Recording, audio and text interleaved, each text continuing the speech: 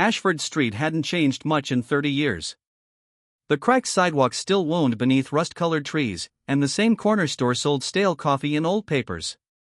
But today, for the first time in 3 decades, Walter Granger, a man with steel-gray hair and a secret packed into every wrinkle, returned to sit on the old bench near the bus stop. He didn't expect to see Jeremiah Tate, a tall, proud black man with eyes like flint and memories like fire, waiting there already. "Didn't think you'd have the nerve to come back," Jeremiah said, not looking up. Walter sighed. "Didn't think I'd live long enough to try." Silence swelled between them, thick with 30 years of history.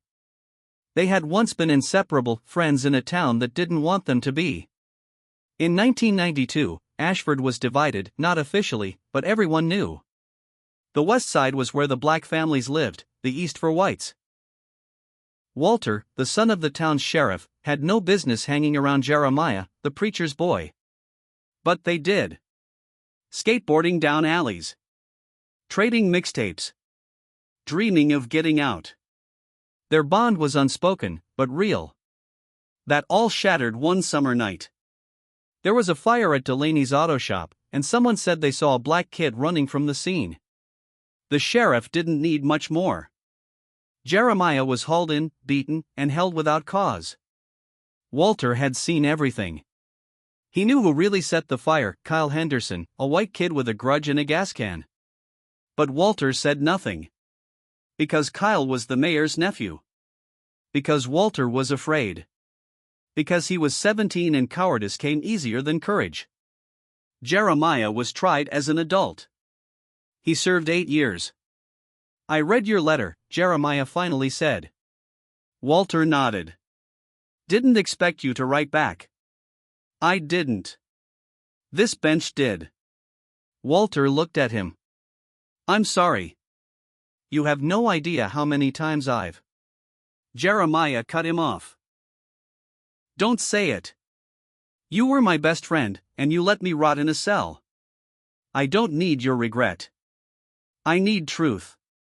Walter took out a small voice recorder. "I've been talking to journalists. If you'll let me, I want to help tell your story. Publicly." Jeremiah laughed, cold and hollow. "So you want to be the white savior now? Clear your conscience in front of an audience?" "No," Walter said quietly. "I want the truth to bury the lies." Flashback, 1994.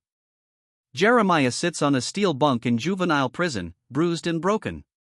A guard hands him a Bible with no words, just pages ripped out.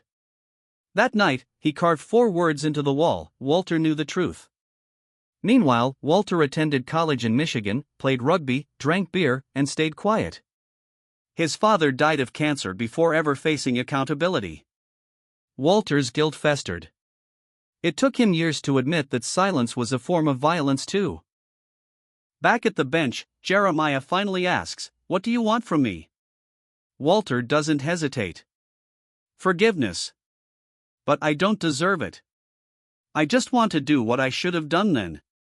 "I don't need you to speak for me," Jeremiah says. "But maybe, just maybe, I need someone who'll finally speak with me." They agree to tell the story together. Walter records Jeremiah's version: the arrest, the trial, the fear, and how faith and writing kept him sane. He'd written over 500 letters to no one, just so the truth would live somewhere. The podcast episode drops. Ashford's silence: how one lie stole 8 years. It goes viral. Suddenly, Jeremiah is on talk shows. Walter is asked to speak at law schools. The state's new DA opens a review of the trial. Within weeks, Jeremiah's conviction is overturned posthumously, symbolically, though it came far too late. But Jeremiah doesn't care about headlines. "I just wanted someone to listen," he tells an interviewer. And this time, someone did. Walter is offered a book deal. He turns it down. "I don't want to profit off pain," he says. Instead, he donates it to a legal defense fund for wrongfully convicted men. Jeremiah starts teaching creative writing at a community center. His first book, Letters I Never Sent, hits bestseller lists. One night, on the same old bench, Jeremiah hands Walter a copy. "I left the last page blank. That's your part. Walter nods, tears sliding down. I'll write something worthy of it. Sometimes the hardest truth is the one we didn't speak when it mattered most. But it's never too late to give truth a voice and justice a second chance.